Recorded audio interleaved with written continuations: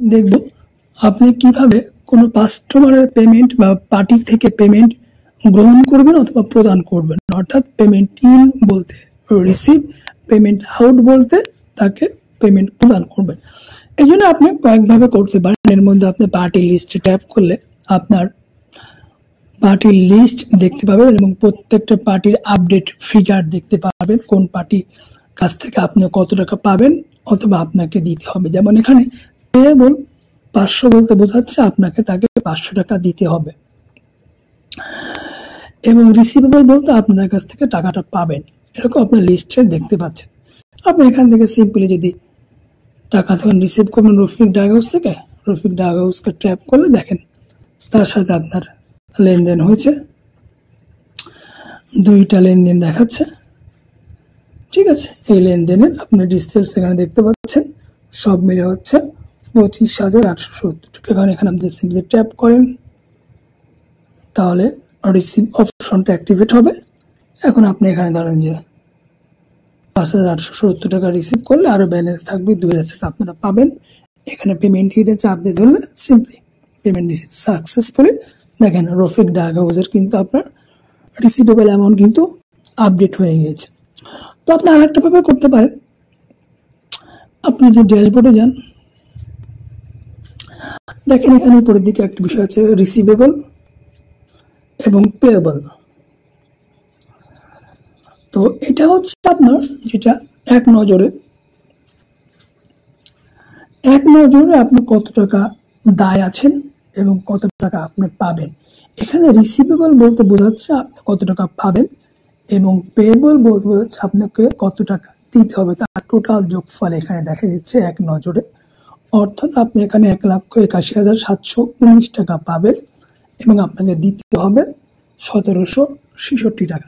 এখন আপনি রিসিভেবল যদি ট্যাপ করেন, তাহলে এই টাকাগুলো কার কাছ থেকে পাবেন তার বিস্তারিত তালিকা আপনি এখানে দেখতে পাবেন। এখানে কিন্তু শুধু রিসিভেবল পার্টির তালিকায় দেখাতে হবে, অর্থাৎ আপনি এখানে 1, 2, 3, 4, 5টা তালিকা দেখতে পাচ্ছেন। এখন ধরুন যে আপনাকে সাউন্ড ডাক্স থেকে টাকা রিসিভ করবেন, সাউন্ড ডাক্সে ট্যাপ করেন, দেখেন এখানে কিন্তু ইন ডিটেলস সাউন্ডের সাথে যা যা লেনদেন করেছেন, বাই করেছেন, সেল করেছেন, রিটেল সেল করেছেন, পেমেন্ট ইন, সব রকম লেনদেন করার পরে সর্বশেষ ফিগার দাঁড়িয়েছে 28,404 টাকা। এখন যদি আপনি তাকে রিসিভ ট্যাপ করেন, দেখেন পেমেন্ট ইন, আপনি ধরেন যে 404 টাকা পেমেন্ট রিসিভ করবেন, পেমেন্ট ইন ট্যাপ করুন, দেখেন পেমেন্ট হয়ে গেল, এই যে কমে গেল। একইভাবে আপনি পেয়েবল ট্যাপ করলেও আপনি এখানে কিন্তু পেয়েবল পার্টিগুলো খুঁজে পাবেন, অর্থাৎ যাদেরকে আপনার বিল পেমেন্ট করতে হবে। তো এখানে আর একটা জিনিস, গুরুত্বপূর্ণ জিনিস ধরেন আপনাকে দেখাই,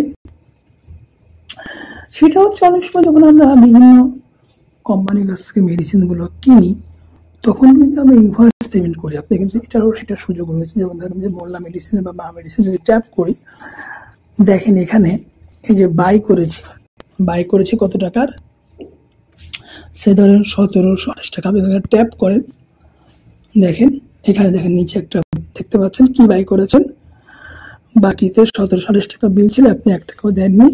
এখানে ইনভয়েস পেমেন্ট নামে একটা অপশন দেখতে পাচ্ছেন, আপনি যেখানে ট্যাপ করেন তাহলে আপনি ধরেন যে সে 728 টাকা আপনার বা 228 টাকা টাকা দিয়ে দেন, আপনি কিস্তি করে দেন, অর্থাৎ আপনি কিন্তু সারা মাস ধরে তাকে কিন্তু টাকা দেন। সেক্ষেত্রে আপনি ইনভয়েস পেমেন্ট ট্যাপ করুন, দেখেন এই দেখেন পেমেন্ট ইভেন্ট 8 তারিখে দিলেন আপনি 228 টাকা, কমে গেল। আবার অ্যাড করুন, ধরেন এখানে যদি ব্যাকে আসি আবার যাই, তাহলে দেখেন মা মেডিসিনে দেখাচ্ছে। আমরা যে মা মেডিসিনে যাই,